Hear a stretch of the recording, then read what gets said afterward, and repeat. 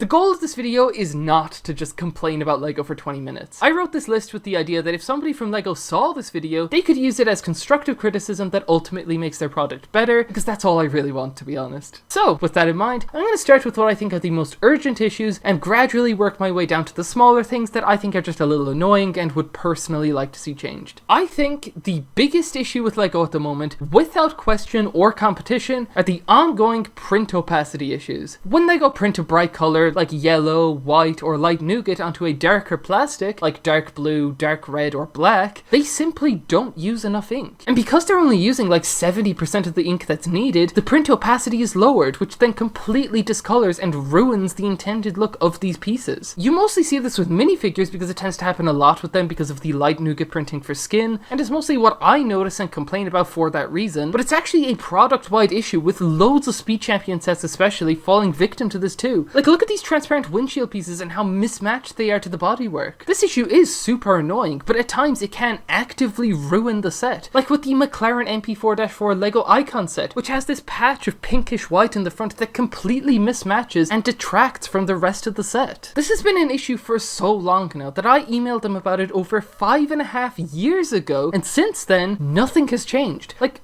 come on. The next thing is something I noticed a lot recently, but apparently has been a thing since at least 2022, which is that the injection marks from the molding process are moving to what seem to be more obvious and worse places. Now, this probably isn't deliberate on LEGO's part, and it's probably a very complex process, blah blah blah, but something has changed somewhere, and it's a problem. The end result of this are these really distracting, cheap, off-putting, and borderline scarred-looking pieces that I think really need to be addressed and fixed as soon as possible. Another problem that's become more apparent to me recently are these variations in these shades of bricks that are supposed to be the same color. Now, this isn't a new phenomenon, it doesn't impact all pieces equally, and LEGO have already addressed it as a help topic on their website. But I feel like it's getting worse, especially with colors like bright yellowish green, cool yellow, sand green, sand blue, and probably many more. This is understandable to a degree, but I think it's something they really need to tighten up with on their quality control, especially for larger, more expensive sets consisting mostly of one color. The next issue is something that's been pretty widely covered and discussed at this point, and that's the terrible printing on the newer Clone Trooper helmets. Ever since LEGO updated the Phase 2 helmets to include the helmet holds, it's as if the printing around the fin of their forehead has become less detailed and less accurate, with this like zone around it where they seemingly can't print anything. Whether you believe this to be overblown or not, it is undeniably a problem, and at the very least it is a degradation in quality compared to the helmet printing even just a few years ago. I hope they fix this before they get around to the Wolfpack Troopers, for example, because like Fives, their helmets need precision and people won't be happy with less. On top of all of these issues so far, LEGO have another massive problem with what I would almost say is blatant false advertisement. That's a little dramatic, and it's not technically false advertisement since the differences aren't by design, but really what I mean here is that they produce almost all of their marketing material through digital renders that depict a perfect version of the set that has never and can never exist. The clone helmets are shown to be well printed, injection mold marks are edited out of plaques, short legs are shown posed in ways that aren't possible, rangefinders are misplaced in a conveniently better looking place, Speed Champion's cars and that McLaren's icon set are shown to have consistent colours, as well as every minifigure that suffers from the opacity issues. Look at this image on LEGO's website, for example. Like, that was probably an image of him holding the set as it is, and there is zero chance it looked like that, meaning they have to have touched it up in Photoshop. I don't mind them using renders as promotional material, but if they're gonna do that, they need to get these sets looking more like what they advertise, because it sucks to notice these differences. I'll never forget the disappointment I felt when I first saw my ghostly grey Mercy minifigure, and just comparing it to the Boxart thinking something was wrong, only to order a replacement part and get the exact same headpiece back. Either fix these issues so the physical product matches the renders, stop using renders and use real pictures as promotional material instead, or edit the renders to better match the product you're actually selling. Because respectfully, I don't think they can claim ignorance on this topic anymore, since these differences are well known and discussed at this point. All these problems so far, I think, are mission critical. LEGO are a company that survives and thrives on their reputation for quality. People are willing to pay these absurdly premium prices because of the perception and the idea that they're getting a high quality luxury product. Paying over €400 for a set and finding clearly visible colour mismatches obvious mold marks, and massive discrepancies between the figures on the box and what you actually get. Gives the whole operation this cheap, low quality, grimy feel, similar to like fast food advertisements compared to their actual burgers. LEGO seriously needs to step up in these areas, because otherwise these issues could erode their customer goodwill over time, and they could easily find themselves struggling more and more to charge these super high prices for their sets, especially if the competition continues to improve in quality. The rest of the issues in this video are more so stuff I'd like to see changed, because I personally think they could be improved. Stuff that could be done as opposed to should be done, I guess. Starting with something I noticed a long time ago that I think is limiting minifigures in a really subtle yet significant way, and that's LEGO not printing all the way down a minifigure's legs. If you look at this print alignment test figure, or even just look at any minifigure in your collection with leg printing, you'll notice that there's this area around their shins that LEGO never print on. My assumption is that maybe the sharp cube shape of the foot is potentially damaging over time to the pad printer they use, and by leaving this gap, they're ensuring that there's enough clearance to be safe about it. I don't know the exact reason, but I think there are so many figures that would benefit from printing in this area. Ezra from the first 2 seasons of Rebels being a prime example of this, and I don't think it's an impossible problem to find a solution for, especially for a company with as many talented engineers and as much money as LEGO has. My next problem is one that I know they can fix, and it's just a matter of cost to them, and that's the general lack of dual molded legs and arms on figures where they should have them. Like, honestly, it's easy to point at the obvious examples of figures like Darth Malak that are clearly wearing boots and should have dual molded legs, but even beyond that, I think for a company like LEGO, they should strive for more. Like, they should be doing the best they can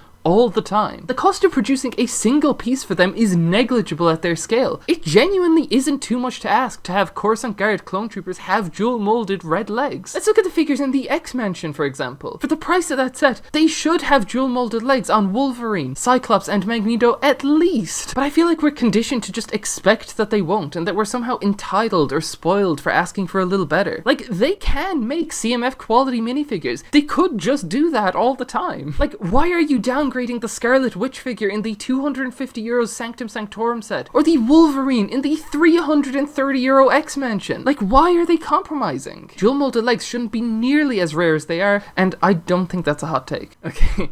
I'll admit the next one is a bit nitpicky, but it's actually something I care about and would like to correct given the chance, and that's that I think LEGO have been overusing the 18+ packages on sets that shouldn't have them. I think that clean black box aesthetic was perfect for the Helmet, Starship, and Diorama collections, brick-built characters, and even the quote-unquote lower-end UCS sets like the A-Wing or Luke's Landspeeder. But I think for the super premium UCS stuff like the AT-AT, Venator, and Jabba's Sail Barge, doing some proper box art to place the set would look so much better and really make these hyper luxury sets feel even more special. More than that though, is that I disagree heavily with LEGO using this across all LEGO Ideas sets without exception, just because LEGO Ideas is a quote-unquote adult theme. The whole point of LEGO Ideas is to celebrate the unique and creative things fans can come up with, and I think the way they used to do it with these super special one-off box arts was infinitely more interesting and in line with the spirit of the theme. Moreover, just using these black boxes as a blanket solution for all of these sets leads to ridiculous situations like 18+ Winnie the Pooh, 18+ Sesame Street, and 18+ Sonic the Hedgehog, Minecraft, and Fortnite. I just think using this type of packaging more sparingly would make Ideas sets more special and appropriate for the theme, and make whatever sets that do avail of it better too, because they'd be a bit rarer and won't feel as oversaturated as they currently do. Another thing I know they can fix is them reusing generic minifigure face prints across multiple named characters instead of designing a unique one for each person. As an extreme example, LEGO have reused this face for Black Widow, Jyn Erso, Mira from Aquaman, Mighty Thor, 2 versions of Padme, Rachel Green, Vicky Vale, and 2 generic nameless guards from Jurassic World. Worse than that though, is that some of these characters with these generic face prints used to have a different, more detailed one unique to them. Padme, for example, had this figure in 2013, which included a printed mole detail that made it unique to her. Marty McFly went from a distinct face print in 2013 to this Captain America, Cedric Diggory, Han Solo, Hawkeye, Icarus / Legolas face. Oh, and of course, this Legolas face was also the updated version of an older, unique Legolas face print from 2012. I'm certain there's more examples of this happening, and I just think it's such a shame to see. Next, with a similar vibe to the dual molded legs problem, I can't see any proper reason why LEGO Star Wars figures shouldn't have physical waistcapes instead of these printed ones. This is another topic that's been discussed a lot in the community, so I won't harp on it, but I will say that the excuses of oh, it makes the figures easier to play with because they can sit down, or kids can't figure out how to fold the cape properly, hold no water. I think they're complete bullshit. I think this is purely just to save money. All of these figures, regardless of what you think of them as they are, would be better with physical Waistcapes, at least in addition to the printed stuff, and I really don't think that can be argued. I think LEGO Ideas needs some changes. I mentioned this before, but the way the system works right now is just not efficient or sustainable. The last review stage produced 2 sets out of 42 submissions. The one before that was 3 out of 49, then there was 2 out of 71, 2 out of 35, 2 out of 51. Like, there are so many sets here that need manual review by the Ideas team just for the sake of 2, maybe 3 sets out of it, with the rest just being discarded and forgotten about. Like, it's too much work for what you get out of it. This isn't the biggest issue in the world. Like, if they think they can handle it, then they can, but I still think that the system definitely can be tweaked. Like, maybe change it to 25,000 support is needed to reach the review stage. Maybe instead of reviewing them all in one bulk, maybe you just do one at a time and decide the merit of each submission as they come and they reach the review stage. I just think it's really annoying that there are so many great sets that get completely overlooked and rejected just because they happen to be in the same round with, like, The Office, BTS Dynamite, or whatever other licensed IP they felt like doing this time round. Hell, maybe even leave everything exactly as it is, but ban licensed submissions. If anything, you can make the argument that licensed sets goes against the whole spirit of LEGO Ideas, because it's hardly much of an idea to point to a TV show you like and say, yeah, I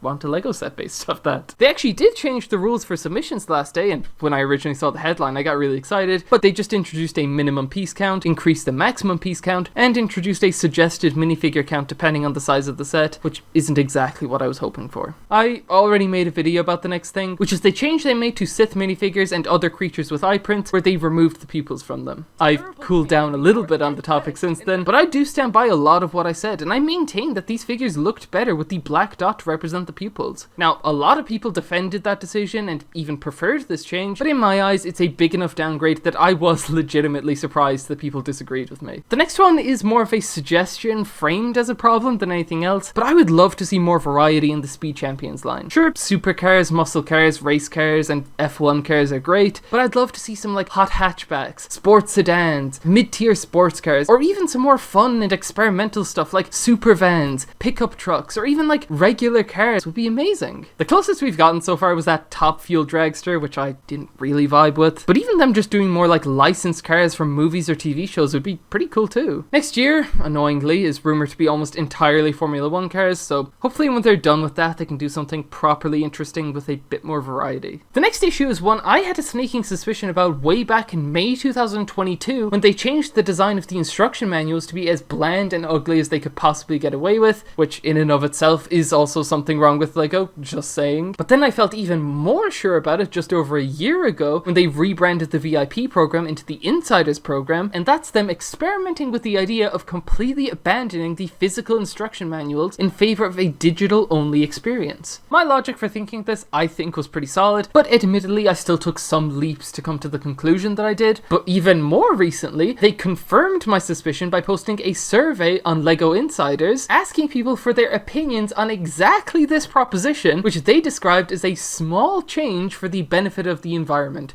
Of course. People hated it fairly unanimously, and sure enough the very next day they backtracked, pulled the survey, and claimed they had no plans to stop using physical instructions, and that it was just to understand AFOL's preferences. I don't really believe them here at all, to be honest, and to be frank, I just hate this mindset. Just the idea that you can keep chopping off elements of your product, just trimming the excess until there's absolutely nothing left that you don't fully need. I feel like this ties into just a larger feeling of them cutting corners wherever possible, and again, we're a company that prides itself on their quality and premium feel. I wish they'd go the extra mile more often. Rivendell and the new Balbus set I think are great examples of what happens when they do their best and cut no corners, and that's just a standard I'd like to see them maintain and strive towards instead of regress from. Hopefully LEGO stick to their word here anyway and don't consider this idea ever again. And I'm gonna finish this video by visiting a hill I will continue to die on until the day I die. In 2018, for the X-Wing Starfighter set, LEGO redesigned the Rebel pilot helmet for the Luke and Biggs minifigures in that set. Instead of only including this part, with the visor being printed directly onto the figure as part of the face print, it would now be a single dual-molded helmet piece with the visor built in, meaning any minifigure could now wear it as opposed to just the Luke and Biggs figures in that set. It was also larger, meaning the printing could be much more detailed and accurate, and it even fits into and looks right alongside future LEGO head accessories like Darth Vader's helmet, Genji's mask, the Stormtrooper helmet, Tech's helmet, and the new TIE Fighter helmet with these like